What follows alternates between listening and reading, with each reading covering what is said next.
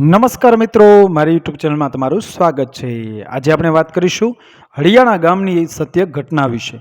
શિયાળાની એક વહેલી સવારનો સમય વાતાવરણ પક્ષીઓના કલરવથી ગુંજી રહ્યો હતો।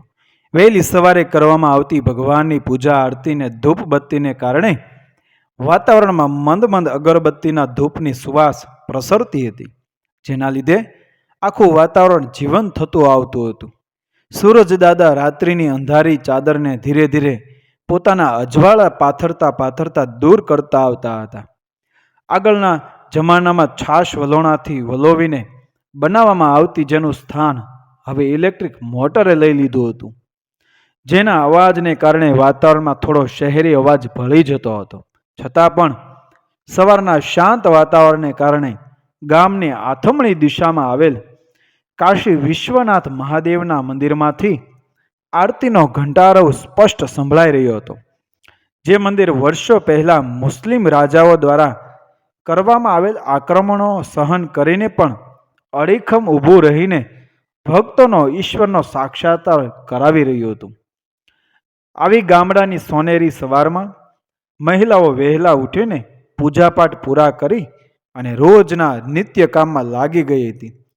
એવામાં એક ફળિયાના દરવાજાનો ખખડવાનો અવાજ આવ્યો, જે ખખડતાની સાથે જ ફળિયું વાળતા વાળતા એ ઘરના મહિલાએ દરવાજો ખોલ્યો અને સામેથી એક દાદા જય શ્રી કૃષ્ણ કહેતા ફળિયામાં અંદર આવ્યા ને તુલસીના ક્યારા પાસે એક બીલીપત્ર મૂકી અને બીજું કંઈ પણ બોલ્યા વગર પાછા પોતાને રસ્તે ચાલતા થયા। પણ આમાં કંઈ નવીન ન હતું। આ એ દાદાનો રોજનો નિત્યક્રમ હતો। હા, દરરોજ એ ફળિયાનો દરવાજો સવારમાં ઉઠીને તરત ખોલી નાખવામાં આવતો, પણ આજે મહિલાઓ ઘરકામમાં વધુ વ્યસ્તતાને કારણે દરવાજો ખોલવાનું ભૂલી ગયા હતા।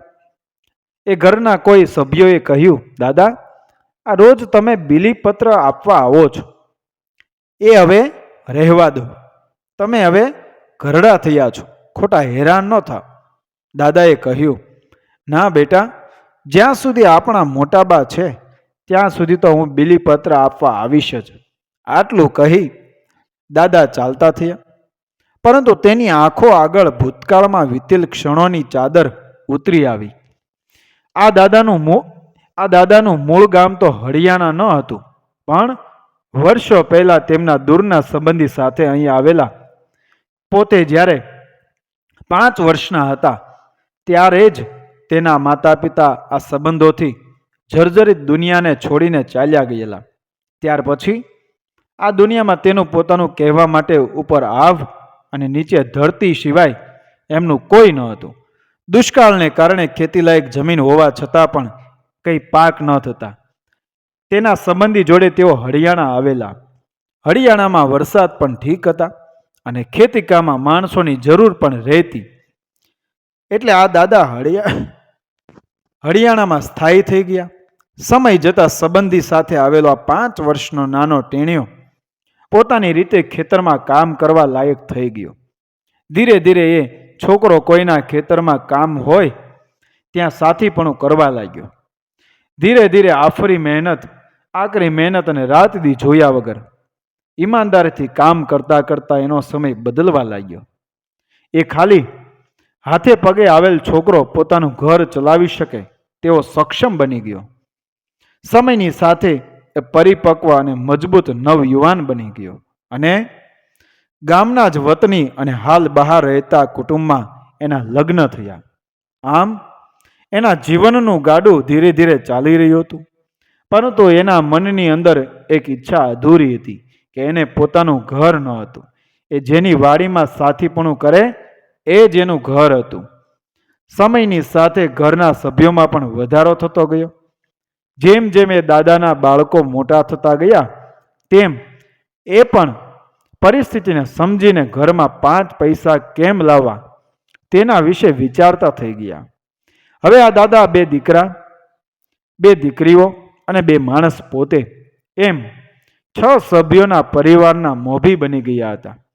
ઘરનું ગાડું ચલાવવા ઘરના દરેક સભ્યો પોતપોતાની રીતે કામ કરી એકબીજાને મદદરૂપ થતા હતા।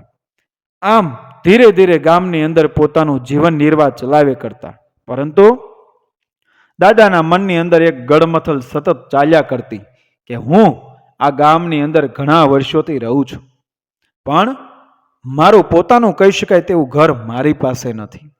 હવે તેના જીવનનું માત્ર એક જ સ્વપ્ન હતું કે હું આ દુનિયા છોડીને જાઉં એ પહેલાં મારા દીકરાઓ માટે પોતાનું કહી શકાય તેવું ઘર આપતો જાઉં. આ સપનું પૂરું કરવા માટે દાદા રાત દિવસ જોયા વગર તનતોડ મહેનત કરવા લાગ્યા. તે કૂવા ગાળવા, બળતણ કાપવા, બીજાના ખેતરમાં મજૂરી કામ કરવું વગેરે પોતાનાથી થતા દરેક કામ કરતા હતા. એવામાં ગામની ઉગમણી દિશામાં આવેલ ખેતરોને જમીનદારોએ રહેવા લાયક બનાવી પ્લોટ પાડીને વહેંચવાનું શરૂ કર્યું. આ વાત દાદાના કાને પડતા તેઓના મનમાં એક આશાનું કિરણ જાગ્યું. આ પ્લોટના ભાવ કેટલાક હશે? કેટલા હશે?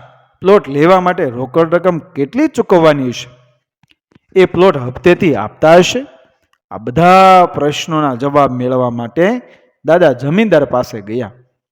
પ્લોટ હપ્તે હપ્તે પૈસા ભરીને જમીનદાર આપતા તો હતા, પણ એ પ્લોટ ખરીદનાર પાસે પ્લોટના હપ્તા ભરપાઈ કરવાની આવકનો સ્ત્રોત છે કે કેમ, તે સમયસર હપ્તા ભરી શકે કે કેમ, તે જરૂર તપાસ કરતા હતા. દાદાએ જ્યારે પ્લોટ લેવા માટેની ઈચ્છા જમીનદારને જણાવી ત્યારે જમીનદાર તરફથી એવું જણાવવામાં આવ્યું કે તમારી પાસે તો કોઈ જાતની નિશ્ચિત કહી શકાય એવી આવક નથી કે નથી કોઈ એવો આવકનો સ્ત્રોત કે જેના લીધે તમે નબળા વર્ષમાં પણ પ્લોટનો હપ્તો ચૂકવી શકો. તો પછી તમે સમયસર આ પ્લોટના હપ્તા ચૂકવશો કઈ રીતે? આ વાત સાંભળીને દાદાને સમજાઈ ગયું કે પોતાની નબળી પરિસ્થિતિના કારણે આ પ્લોટ એને નહીં મળી શકે. આમ દાદાએ વર્ષોથી જોયેલું પોતાના ઘરનું સ્વપ્ન એને ધૂળમાં રડાતું દેખાયું. પણ આ જ સમયે અનાયાસે મોટાબા ત્યાંથી નીકળ્યા. તેઓએ જમીનદાર અને દાદા વચ્ચે થતી વાતચીત સાંભળી. ત્યારે મોટાબા જમીનદારને એટલું બોલ્યા કે આ ભાઈના ઘરમાં આપણા ગામની દીકરી છે અને આ ભાઈ આપણા ગામના જમાઈ છે. તમે તમારી દીકરીને જમાઈ પર જો આટલો ભરોસો ન રાખી શકો તો તમે માણસ કહેવાને લાયક નથી. જો આ જમાઈ તમારા હપ્તા સમયસર નહીં ભરી શકે તો મારો દીકરો તમારા પ્લોટના હપ્તા ભરી આપશે, એવું હું તમને ભરોસો આપું છું. બસ મોટાબાઈએ બોલેલા શબ્દોનો જમીનદાર પર એટલો પ્રભાવ પડ્યો કે તે પ્લોટ આપવા માટે તૈયાર થઈ ગયા.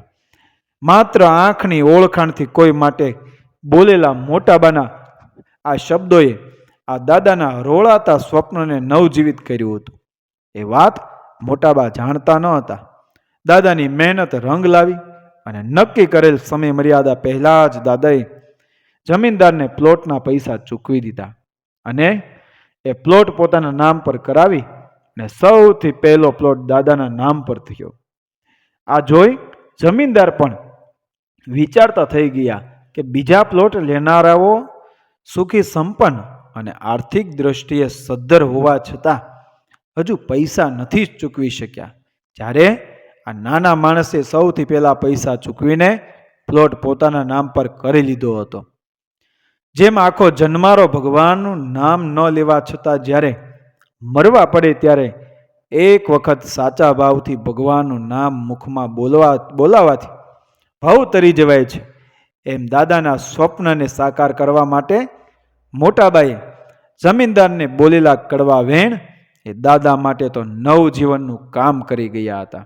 બસ આ જ કારણે આ દાદા દરરોજ એક પણ દિવસ ચૂક્યા વગર વહેલી સવારે ગામની આથમણી દિશામાં આવેલ કાશી વિશ્વનાથ મહાદેવના મંદિરેથી દર્શન કરીને એક બિલીપત્ર આ મોટાબા અને તેના પરિવાર માટે જરૂર પહોંચાડતા હતા. જેમ મા મંદિરે પહોંચી શકવાની પરિસ્થિતિમાં ન હોય અને દીકરો મંદિરેથી ભગવાનને માના ઘરે દર્શન આપવા લઈ જાય, તેમ આ દાદા પણ મોટાબાને તેની મા સમજીને દરરોજ બિલીપત્ર મોટાબાના ઘરે પહોંચાડતા હતા. મિત્રો, વિડીયો પસંદ આવ્યો મારી ચેનલને સબસ્ક્રાઈબ કરો, ફોલો કરો, શેર કરો. મળીએ આવી જ ઘટનાઓ પ્રેરણાદાયક વાર્તાઓ સાથે આગળના વિડીયોમાં. જય શ્રી કૃષ્ણ, રાધે રાધે. જય મહાદેવ.